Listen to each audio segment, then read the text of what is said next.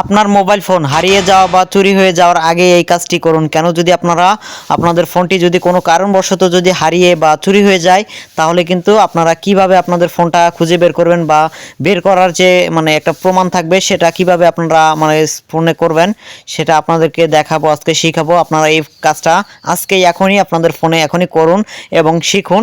অবশ্যই 100% কাজে লাগবে। আপনাদের ফোন হারিয়ে গেলে তাহলে আপনাদের ফোন পাওয়ার চান্স বা সুযোগ সুবিধা থাকবে। সো আপনারা ফোন থেকে চলে যাবেন ডায়াল প্যাডে। সো আমি এখানে ডায়াল প্যাডটা ওপেন করে নিচ্ছি। এখানে আপনারা ডায়াল করে দিবেন *#06# দিয়ে আপনারা এখানে ডায়াল করে দিবেন। ডায়াল করে দিলে আপনাদের ফোনের যে এমআই কোডটা আছে, দুইটা এমআই কোড, এই কোডগুলো আপনারা আপনাদের ফোনে বা যে কোনো জায়গায় আপনারা এগুলা লিখে রাখবেন। আপনারা ডায়েরিতে লিখে রাখবেন বা যে কোনো জায়গায় আপনারা এই লেখাগুলো সংরক্ষণ করে রাখবেন।